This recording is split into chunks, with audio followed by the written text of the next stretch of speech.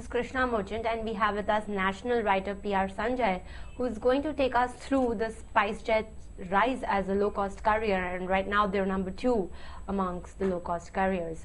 So Sanjay, SpiceJet has come a long way and they're doing things differently.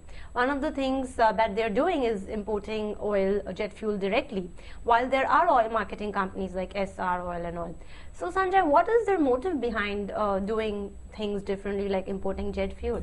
Yeah, as you know, jet fuel, which costs around 30 to 50% of its operating cost, and the jet fuel at India is at least 60% higher than in any other international market. So there's a clear case that they should get a cheaper fuel, and they have been trying knocking doors of finance ministry, but they are not getting any relief to get this ATF or jet fuel under declared goods status. So what they have opted is, the recently government has allowed these airlines to import directly. So now they have signed 9 separate commercial agreements with logistics operators, with storage houses, with quality control, quality control companies, and distribution companies to get their jet fuel. So, and for the last year, the fuel bill for SpiceJet was 2,200 crore. And even if Neil Raymond Mills, the CEO of SpiceJet, was telling us that even if they get 1% saving, which would mean 22 crore. So that's a big stuff. Of course, you're right.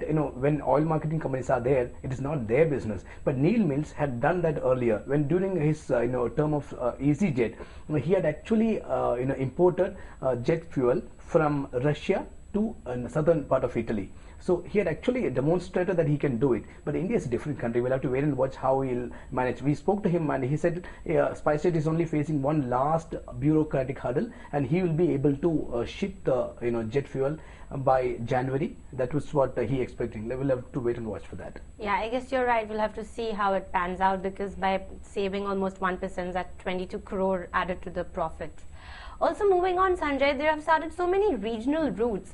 Do you think that is a profitable thing that they're getting into? And again, this is something new that they're doing compared to other airlines. So can you shed some light on that?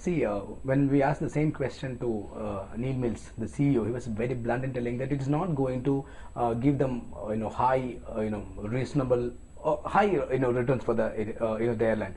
Still, why they are doing? I asked the same question to him. So we are telling that this Q400 operations, that's Q400 is a Bombardier small planes. Operations are largely stable. So if you take a Bombardier, Boeing 737 or an Airbus 320 operations, which is largely operating in metro markets, they are, it is largely seasonal. So for example, Diwali time they will get good business, and during the lean season they will be really hit. So but in the case of all this, connecting small towns, they are all 78 seaters. So there are less seats and it's low cost carrier, and he is expecting that will act as a natural hedge for the carriers. In case if the lean season are there, these leg which now contributing around 5 to 6%, in 2 to 3 years it will contribute around 20% of the total revenue. So you are actually taking a hedge against the volatility of the airline business. So 20% will come from these small operations, small plane operations, and another 20% will come from the international operations,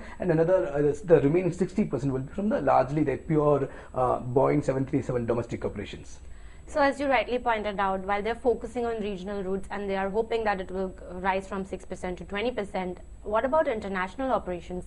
They're focusing on international routes as well, and again they're doing things differently over there. So can you share what kind of international routes they've started and if they would be profitable going forward? Here there's an interesting aspect of SpiceJet is that they are going to connect to China.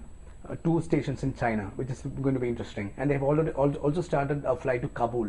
So of course they are also focusing on the existing most profitable route like West Asia, but at the same time they are also switching their strategy to a less service market, underutilized market like China. China, we don't have that kind of direct flights. Now, SpiceJet operating in China is going to be interesting. Kabul, which is unheard market for India, they are also operating there. So they're smartly devising their strategy in such a way that they are carefully choosing less an underutilized route, as well as they are also flying to the thicker route, profitable route, where they will they're having a natural hedge. Also, Sanjay, lastly, how Vijay Mallya has total, interference in the management. How are Marans, they're also promoters. Do they have any involvement in the managing of the carrier? Interesting question.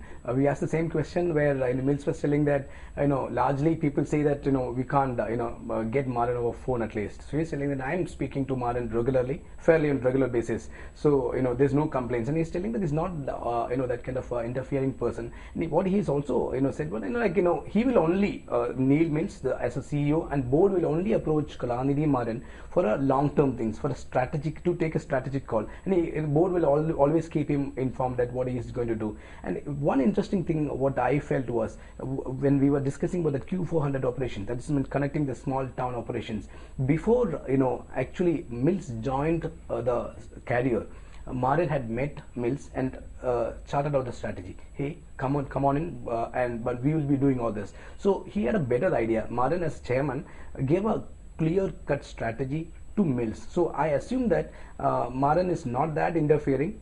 And also at the same time he has taken a great call on how to shape up his airline. So that is why Mills is telling that the SpiceJet is the most legible bride for foreign carriers to pick up stake. So we'll have to wait and watch whether foreign carrier that will end up in marriage or not. Thanks a lot, Sanjay, for joining us. As he pointed out, SpiceJet is doing many things differently, including importing jet fuel and harping on international routes as well as regional routes. That is all for today. Do stay tuned to livemint.com to check out more.